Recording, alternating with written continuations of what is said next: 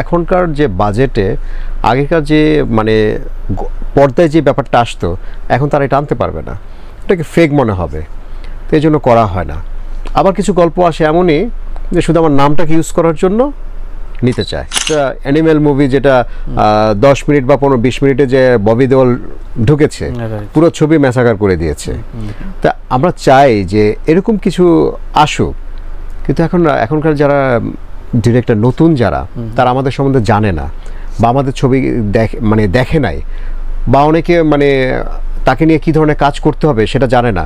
আসলে হয় কি একটা গণ্ডির ভিতরে থেকে যায়, তো তখন ওই গণ্ডির ভিতরে থেকেই আপনার গল্পটা বানিয়ে ফেলে।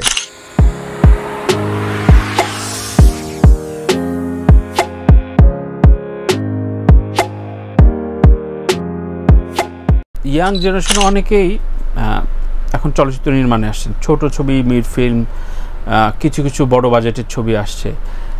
এদের সাথে কি আপনার বা আপনাদের জেনারেশনের একটা বড় ধরনের গ্যাপ তৈরি হয়েছে কিনা, নাকি আপনাদের নিয়ে আসলে যদি বলি পাশের দেশ, যদি বলি কলকাতাতেও অনেক মোস্ট সিনিয়রকে নিয়ে এখনো রিভাইভ করা হয়? কোন ব্যাপারটা এরকমই যে ভয় পায় হয়তো যে আপনি অনেক টাকা পয়সা চেয়ে বসেন এরকম নাকি? না না, টাকা পয়সার ব্যাপারটা তো আলাদা, পরে আসে। জি, আগে তো আসে যে কথা বলবে, শিডিউল আছে কিনা, বা আপনার গল্পটা চলে কিনা, ওই ক্যারেক্টারের সাথে যাবে কিনা। আমার কাছে আসে অনেক ছবি আসে এখনকার, দেখা গেছে যে এই গল্পটা আমি আরও 6-7 বার করে ফেলছি বা অনেকবার করে ফেলছি, সেম গল্পই আসে, তখন এটা আমি আর অ্যাকসেপ্ট করতে পারি না। কারণ এখনকার যে বাজেটে আগেকার যে পর্দায় যে ব্যাপারটা আসতো এখন তারা এটা আনতে পারবে না, এটাকে ফেক মনে হবে, তো এই জন্য করা হয় না। আবার কিছু গল্প আসে এমনই যে শুধু আমার নামটাকে ইউজ করার জন্য নিতে চায়, আচ্ছা, সেটাও করি না। তো সেক্ষেত্রে কি ধরনের ছবি আপনি করতে আগ্রহী, যে এই ধরনের প্রস্তাব আসলে আমি এক বাক্যে রাজি হব? একটু বলেন কয়েকটা। যেটা মনে করেন অনুদানের ছবি, যেটা করলে আমি আমার একটা যে তৃপ্তি সেটা আমি পাবো। যে গল্পটা আমি কখনো করিই নাই, যে এটাতে কিছু দেখানোর মতো আছে, যে আমি যেরকম অ্যাকশন ছবি করে আসছি, যে যেহেতু এটা অ্যাকশন ছবি হয় তাহলে আমার কিছু করণীয় থাকবে, তাহলে আমি এটা করবো। কিন্তু যেটাতে আমার কিছু করণীয়ই থাকবে না, সেটা শুধু আপনারই করণীয়, আপনি আমাকে নিয়ে যাবেন, কিন্তু এটাতে আমার নামের সাথে যায় না, ওই টাইপের ছবিগুলো আমি করি না। একক চরিত্র ছাড়া আপনি করছেন না, এজন্য কিছু ছবি বাদ পড়ছেন? না না না না, একক চরিত্র আমি মাঝখানে অনেক ছবি করেছি। যেরকম আমাদের দেশে একটা প্রচলন আছে ভিলেন, খলনায়ক, উনি ভিলেন, কিন্তু আমি একটু ট্রেডটা চেঞ্জ করতে চেয়েছিলাম, যে নায়ক স্বার্থের কারণে খলনায়ক হয়ে যায়, স্বার্থের কারণে সে নায়ক। এরকম বোম্বে দেখেন, বা পাশাপাশি বহু আছে, যে লাস্ট যেটা অ্যানিম্যাল মুভি যেটা 10 মিনিট বা 15-20 মিনিটে যে ববি দেওল ঢুকেছে পুরো ছবি ম্যাসাকার করে দিয়েছে। তা আমরা চাই যে এরকম কিছু আসুক, কিন্তু এখনকার যারা ডিরেক্টর নতুন যারা তারা আমাদের সম্বন্ধে জানে না বা আমাদের ছবি দেখে নাই, বা অনেকে তাকে নিয়ে কী ধরনের কাজ করতে হবে সেটা জানে না। আসলে হয় কি একটা গণ্ডির ভিতরে থেকে যায়, তো তখন ওই গণ্ডির ভিতরে থেকেই আপনার গল্পটা বানিয়ে ফেলে, এক। আর দ্বিতীয়ত আমাদের যারা স্ক্রিপ্ট লিখে দেন, এরপর যে আপনি এটাকে নিয়ে একটু চেঞ্জ করবেন বা এটাকে নিয়ে একটু কাজ করবেন, একটা গল্প বানাতে গেলে সব সেক্টরের লোকজন যাতে ছবিটা দেখে ওই মতো করে তো আপনার একটা গল্প তৈরি করতে হবে। আমাদের এখানে করে কি শুধু ইয়াং আসবে তাদের জন্যই গল্প বানাবে, তা বাকিরা যাবে কেন? যে কারণে ছবিগুলো চলে না। আর ছবি কি ছবি বানাতে অনেকে যারা টিভি মিডিয়া থেকে আসছে তারা ছবি বানাতে আসে, নাটকটাকে বড় করে ছবি বানায় ফেলে। আর যারা আগে ছবি বানাতো তারা এখন বাজেট কমাইতে গিয়ে নাটক বানায় ছবি রিলিজ করে, এই ব্যাপারটা সেরকম। আচ্ছা আচ্ছা আচ্ছা। তো সেক্ষেত্রে একটা বিষয় ক্লিয়ারিফাই করতে চাই, যেমন এখানে অনেকে বলেছেন যে কাটপিস যুগের একটা বড় ধরনের ব্লেম দেওয়া হয় আপনাদের কয়েকজনকে, কিন্তু যেমন এখানে নাসরিন বলেছেন, লাস্ট মুনমুন বললেন, বা অনেকে বলেন যে আসলে মূল ফ্যাক্টরটা কি ছিল? আমি আমার অভিজ্ঞতা থেকেই বলি। আমি খুব কষ্ট করে একটা ছবিতে কাজ করলাম, অনেক পেন দিয়েছে পরিচালক আমাকে, কষ্ট, কাজের যে কষ্ট, সকাল থেকে শুরু করে ভোর 4টা পর্যন্ত কাজ করা হয়েছে, এবং গেট আপ দিয়ে বিভিন্নভাবে অনেক কষ্ট করে ছবিটা কাজ করেছি। ছবিটার ঈদের রিলিজ হবে বিধায়, এবং খুব গল্প এবং শক্ত গল্প, ব্যয়বহুল খরচ দিয়ে সেই ছবিটা করা। তখন শুভ ইন্টারন্যাশনাল নামে একটা প্রোডাকশন ছিল, যে প্রোডাকশনটা খুব ভালো গল্প নেয় এবং বিগ বাজেটের ছবি বানায়। আচ্ছা, সেই প্রোডাকশনের কথা বলছি। তা ছবিটা রিলিজ হলো ঈদে। তা আমার খুব ইচ্ছে যে এই ছবিটা আমি সব হলে আমি কাউকে না জানিয়ে মানে ভিজিট করব একা একা। তা আমি ঈদের 2 দিন পর থেকে বিভিন্ন হলে সামনে গিয়ে জাস্ট ম্যানেজারকে বলি যে আমি আসছি। আচ্ছা, তখন আমি ম্যানেজারকে বলছি, স্যার আপনি আসছেন, আগে বলবেন না? হ্যাঁ, তো আগে বলবেন না, আমি আসছি, এখানে বলার কি আছে, শো চলতেছে না? হ্যাঁ এই যে আমি আসতেছি। জাস্ট আসতে সে মিনিমাম আধা ঘন্টা লেট করলো। এর মধ্যে হল মালিক ফোন করছে, আপনি যাবেন, আগে বলবেন না? তাহলে আমরা একটু প্রিপারেশন নিয়ে রাখতাম। তা বললাম প্রিপারেশন কিছু নাই, আমি যে শুধু বক্সটা খুলেন আমি ঢুকবো। তো হাউসফুল যাচ্ছিল ছবিটা। তা আমি বসে দেখছি হঠাৎ একটা সিনের পর ওই যে কথাটা বললেন কাট পিস, তখন এই শব্দটা বুঝতাম না যে কাট পিসটা কি। মানে একটা সিনের পর একটা ড্রামা সিন গেল, আমার একটা খুব মানে ভালো একটা ড্রামা গেল, সেই ড্রামাটার পরে একটা হুট করে উদ্ভট একটা অপ্রাসঙ্গিক একটা বাইরের চলে আসলো। মানে আমি ম্যানেজারের দিকে তাকালাম, ম্যানেজার আবার অপারেটরকে বলতে, এটা কাটছ না কেন, মানে কাটছ না, এটা ভুলে গেছে কাটতে। ব্যাপারটা সেটা কাটতে ভুলে গেছে, সেটা ছিল সম্ভবত 1 মিনিটের ব্যাপারটা। আমি জাস্ট ওখান থেকে উঠে আসি। এরপর আমি আর কোনো হলে যাই না। এরপর থেকে আর কোনো সিনেমা হলে আমি ছবি দেখতে যেতাম না, এবং আমার রিলেটিভের মধ্যে কাউকে বলতাম না যে ছবি দেখতে যাও। এটা ছিল ঢাকার বাহিরে, ঢাকার মধ্যে কিন্তু এটা নাই। আচ্ছা, তো এখন তখন বুঝলাম এটাকে বলে কাট পিস, যে আমার ছবির মধ্যে কিছু একটা ঢুকিয়ে দিয়েছে, সেটাকে বলে কাট পিস। তা আমরা এখন কার ছবিতে পাওয়া গেছে, আলেকজান্ডারের ছবিতে কাট পিস পাওয়া গেছে। তা আলেকজান্ডার তো হিরো ওই ছবির, সে একটা গল্প চুজ করছে, গল্প শুনছে, সে গল্পে অভিনয় করছে, ডাবিং করছে, এই ছবি সেন্সারে গিয়েছে, সেন্সার হয়ে এই ছবিটা রিলিজ হয়েছে। এই ছবিগুলো ঢাকা, বাংলাদেশে প্রতিটি জেলায় চলছে, ঢাকায় কোথাও নয়, ঢাকার বাইরে কিছু কিছু সিনেমা হলে এই জিনিসগুলো পাওয়া যায়, এবং ওই যে সিনেমা হলে পাওয়া যায় ওইখান থেকে নিউজটা তখন ঢাকায় আসে।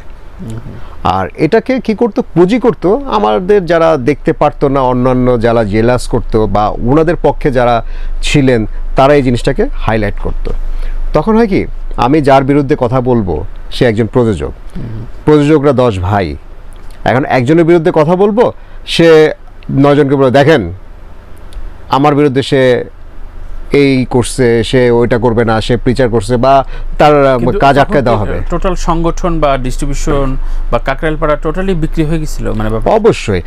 আসলে হয় কি, তখন তারা মানে অধিক মুনাফার জন্য এই জিনিসগুলো ইউজ করতো। সবাই না, অধিক মুনাফার জন্য অনেকে ইউজ। এমনকি আপনি শুনলে অবাক হয়ে যাবেন যে অনেকে বলে না, রিয়াজ ভাইয়ের ছবি 2 দুয়ারি, কার ছবি ছিল এটা? হুমায়ুন আহমেদের ছবি। এই ছবি তো কাটপিস চলছে, এটা কি জানেন? অবশ্যই চলছে ঢাকার বাইরে, কিন্তু ওইখানে তো নাম নেই, কারণ কাটপিসটা জোরানোর ব্যাপারে অ্যাকশন ছবিগুলোকে বেছে নেয়।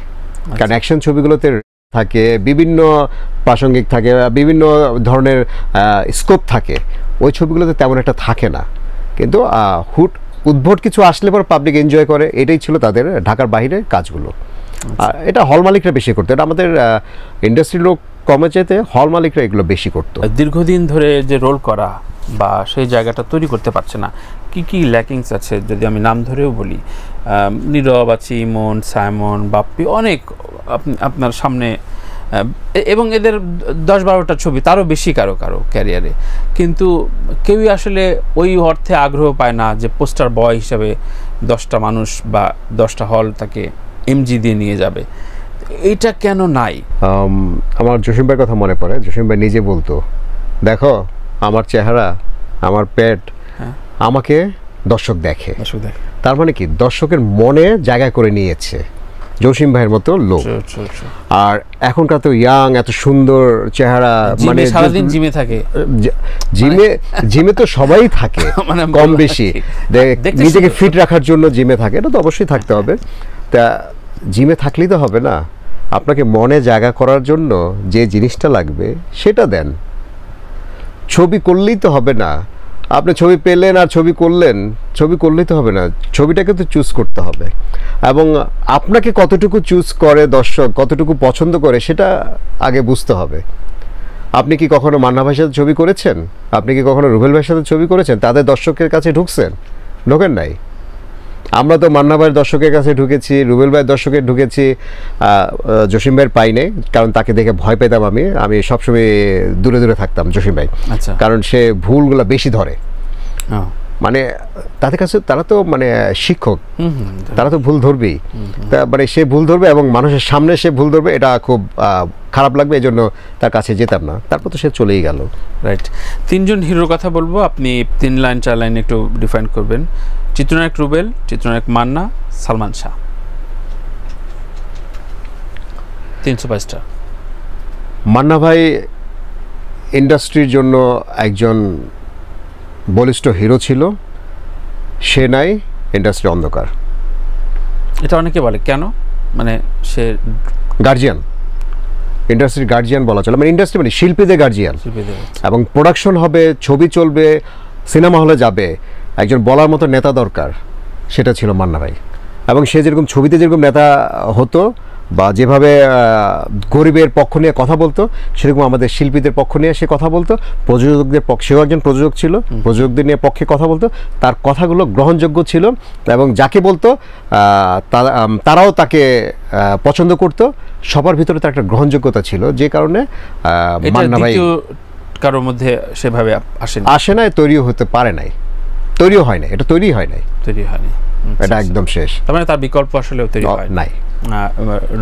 রুবেল ভাই অসম্ভব বন্ধু সুলভ একজন লোক, যার কাছ থেকে কেউ কখনো ফেরত আসে নাই কোনো কাজে। আচ্ছা, যে প্রযোজক হোক, যে কোনো কাজেই হোক, তার স্বার্থের মধ্যে যতটুকু হয় সে করেছে। আর ওস্তাদ হিসেবে সে তো অসাধারণ, যেহেতু আমি তৈরি হয়েছি তার কাছে।